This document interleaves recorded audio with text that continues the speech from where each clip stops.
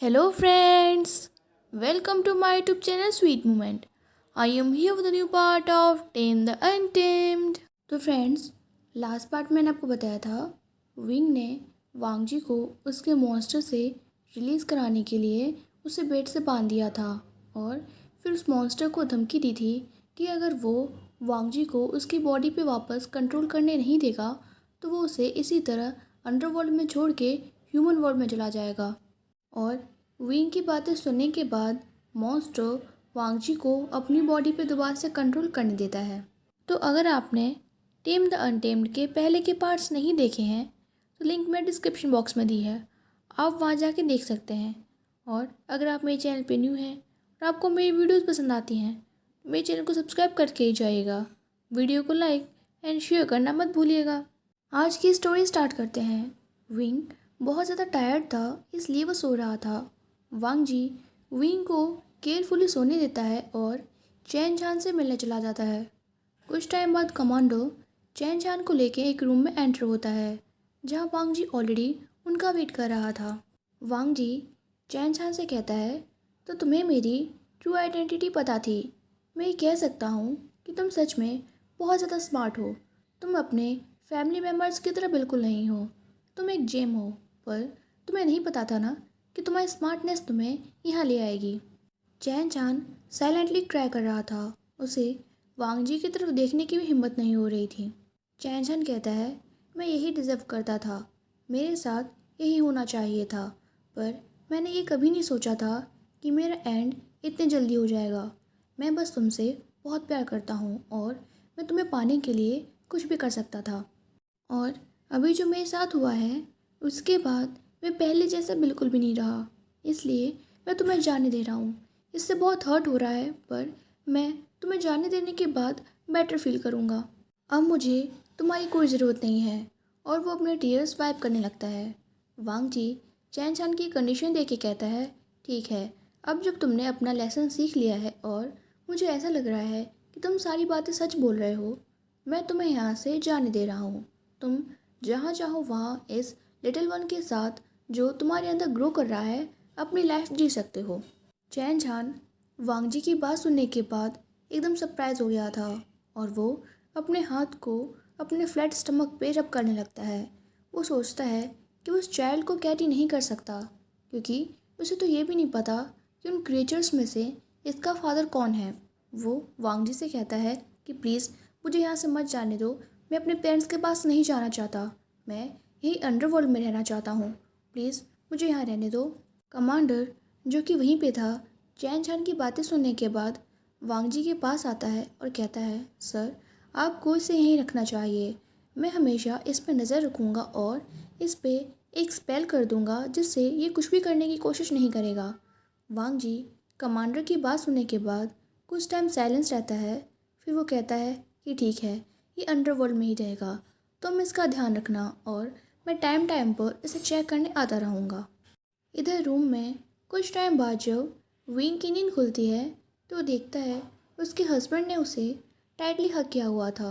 Wing वांग जी से पूछता है, हस्बैंड अभी कितना टाइम हो रहा है। वांग जी विंग की बातें सुन के बेड पे बैठ जाता है और वो विंग के स्टमक पे किस करता है क्योंकि अब उसका बेबी बहुत फास्ट ग्रो कर रहा था और वो अपने बेबी से मिलने के लिए और ज़्यादा वेट नहीं कर पा रहा था। वांग जी कहता है, इवनिंग के ऑलमोस्ट 6 बजने वाले हैं, मैं तुमसे 30 मिनट्स पहले जाग गया था पर मैं खुद को तुम्हारा ब्यूटीफुल स्लीपिंग फेस देखने से नहीं रोक पाया। विंग वांग जी की बातें सुन के ब्लश करने लगता है। फिर वो पूछता है, और वांग जी क्या कर रहा है, वो अभी भी सो रहा है या खेल रहा है। वांग जी कहता है, ये कुछ टाइम पहले तुम्हारे फादर आए थे और वो वांग जी को अपने साथ लेके गए हैं। उन्होंने कहा है कि वो रात तक वांग जी को वापस घर पे ले आएंगे। विंग वांग जी की बातें सुनने के बाद नीचे हॉल में डिनर के लिए जाता है जो कि ऑलरेडी प्रिपेयर हो चुका था और डाइनिंग टेबल पे लगा हुआ था। विंग जब चेयर पे बैठता है और डिनर देखता है तो वो शाउट करते हुए कहता है कि मैं ये फूड नहीं खाऊंगा, मैं कुछ और खाऊंगा, मैं फिर से फ्राइड राइस नहीं खाने वाला। वांग जी जो कि अपना फूड खाने ही वाला था वो विंग के इस एक्शन से एकदम सरप्राइज हो जाता है और कहता है, अच्छा ठीक है, बताओ तुम्हें क्या खाना है। शेफ़ तुम्हारे लिए तुरंत फूड प्रिपेयर कर देगा। विंग, जो कि अभी तक पाउट कर रहा था, वांग जी की बातें सुन के स्माइल करने लगता है और कहता है कि मुझे मीट बॉल्स खाने हैं, वो भी बहुत ज़्यादा चिली के साथ। वांग जी विंग की बातें सुन के फ्रोज हो जाता है और वो अपने एक आईब्रो रेज करते हुए उससे कहता है कि नो चिली, तुम प्रेग्नेंट हो। विंग वांग जी की बात सुनते ही अपने चेयर से उठ जाता है और कहता है, तो मैं ये फूड नहीं खाऊंगा, चाहे मेरी डेथ ही क्यों ना हो जाए। और वो ये कह के अपने रूम में जाने लगता है। वांग जी सोचता है, सीरियसली, ये 1 मिनट पहले तक तो ठीक था, अब पता नहीं इसके मूड को क्या हो गया। शेफ़, जो कि वांग जी को फूड सर्व कर रहा था, वो कहता है, बॉस, आप उन पे एग्री मत होइए, इसमें उनका कोई फॉल्ट नहीं है। वो अभी प्रेग्नेंट है और इस वजह से उनका मूड अनस्टेबल रहता है। मैं अभी जाके वो सारा फूड प्रिपेयर कर देता हूँ जो उन्होंने कहा है, बस उसमें मैं चिली ऐड नहीं करूँगा। फिर सैफ वहाँ से किचन में चला जाता है। वांग जी विंग को देख रहा था, जो कि अपने रूम में जा रहा था। इसके बाद वांग जी अपनी चेयर पे वापस बैठ जाता है और अपना फूड खाने लगता है, क्योंकि अब ये बहुत ज़्यादा हो रहा था। वो विंग का ये बिहेवियर और ज़्यादा टॉलरेट नहीं करने वाला था। इधर झान क्लान में ओल्ड लेडी को फाइनल नोटिस मिल गया था झान मैंशन को खाली करने का। उनके पास सिर्फ 1 दिन का टाइम था। अगर वो झान मैंशन को खुद से खाली नहीं करेंगी तो कुछ बॉडीगार्ड्स आके उन्हें फोर्सफुली झान मैंशन से निकाल देंगे। ओल्ड लेडी अभी तक इस एक न्यूज़ को ही डाइजेस्ट नहीं कर पाई थी। उससे पहले उन्हें एक और बैड न्यूज़ मिल जाती है कि उन्होंने अपना पूरा जान बिजनेस उस मिस्टीरियस सीईओ को सोल्ड कर दिया है। पर ओल्ड लेडी को इस बात पे बिलीव नहीं हो रहा था, क्योंकि उन्होंने उस सीईओ के साथ ऐसी कोई डील नहीं की थी। उन्होंने सिर्फ उसे अपने बिजनेस के कुछ शेयर्स बेचे थे। पर जब वो अपने डॉक्यूमेंट्स लॉयर को दिखाती हैं तो कहते हैं कि सारे डॉक्यूमेंट्स फेक हैं, और वो ओल्ड लेडी को ओरिजिनल डॉक्यूमेंट्स दिखाते हैं जिस पर लिखा था कि उन्होंने अपना सारा जान बिजनेस और जान प्रॉपर्टी उस सीईओ को सोल्ड कर दी है। और उन डॉक्यूमेंट्स पे ओल्ड लेडी के सिग्नेचर भी थे। पर ओल्ड लेडी को अभी समझ नहीं आ रहा था कि उनके साथ आखिर हो क्या रहा है, क्योंकि उन्होंने किसी भी ऐसे डॉक्यूमेंट्स पे कभी भी कोई सिग्नेचर नहीं किए थे। इतना सब कुछ हो जाने के बाद वो अपनी होप नहीं छोड़ती हैं और लान क्लान के मेंबर से कांटेक्ट करने की कोशिश करती हैं, पर वो इसमें भी फेल हो जाती हैं। तो वो खुद लान क्लान में उन लोगों से मिलने जाती हैं, पर उन्हें फोर्सफुली लान क्लास से बाहर निकाल दिया जाता है। इतने सारे स्ट्रेस के बाद जब ओल्ड लेडी जान मैंशन वापस आती हैं तो उनका ब्लड प्रेशर बहुत ज़्यादा हाई हो गया था। उन्हें तुरंत हॉस्पिटल ले जाया जाता है, पर उन लोगों के पास इतने पैसे नहीं थे कि वो हॉस्पिटल के बिल या मेडिसिन के बिल दे पाएँ, इसलिए उन्हें हॉस्पिटल से निकाल दिया जाता है। टाइम पर ट्रीटमेंट ना होने की वजह से ओल्ड लेडी अब ना तो बोल सकती थी और ना ही मूव कर सकती थी। मैडम जान उन्हें उसी कंडीशन में लेके घर वापस आ जाती हैं।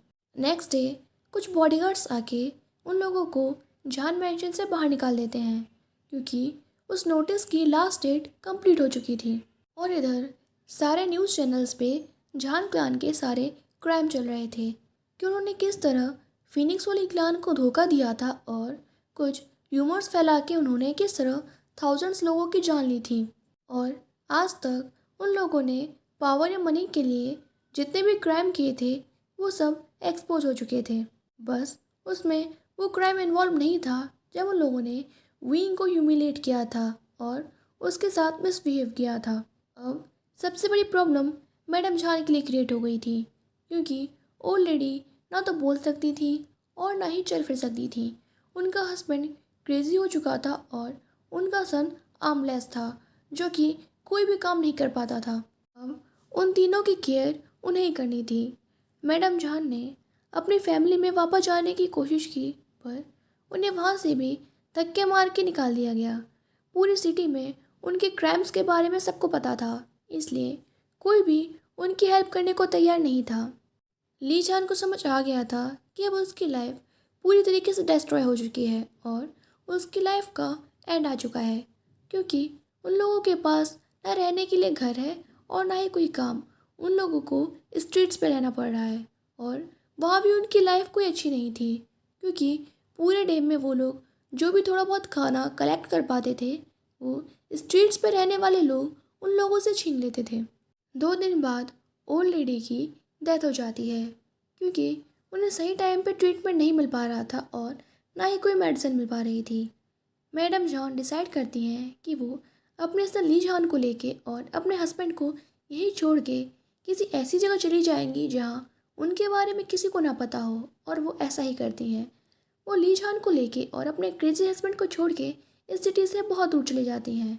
ये सारी चीज़ें 3 दिन के अंदर हुई थी, जब चैन झान, वांगजी और विंग अंडरवर्ल्ड में थे। इसलिए चैन झान को भी अपनी फैमिली की इस कंडीशन के बारे में कोई नॉलेज नहीं थी। 1 घंटे बाद जब शेफ सारे फूड प्रिपेयर कर देता है तो वांगजी फूड की ट्रे लेके अपने रूम में जाता है। विंग जैसे ही वांगजी को देखता है तो दोबारा से पाउट कर लेता है और अपना फेस वांगजी से दूसरी तरफ टर्न कर लेता है। वांगजी विंग के पास जाने लगता है और सोचता है कि ये सब उसके बेबी की वजह से हो रहा है। उस लिटिल ब्रैट ने वांगजी के लिए इतनी सारी प्रॉब्लम क्रिएट कर दी हैं और उसकी इतनी गुड एंड रिस्पेक्टफुल वाइफ को कम्प्लीटली चेंज कर दिया है। वांगजी उस फूड की ट्रे को विंग के सामने रखता है और कहता है, वाइफी देखो, ये सारा फूड प्रिपेयर हो चुका है जो तुमने कहा था।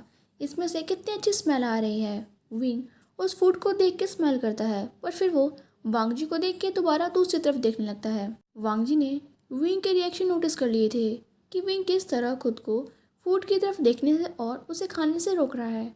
ये देखकर वांगजी के फेस पे एक स्माइल आ जाती है और वो कहता है, वाइफी अब अगर तुम हंग्री नहीं हो तो ठीक है, ये फूड मैं ही खा लेता हूँ। ऐसे भी इसकी स्मेल बहुत ज़्यादा अच्छी आ रही है।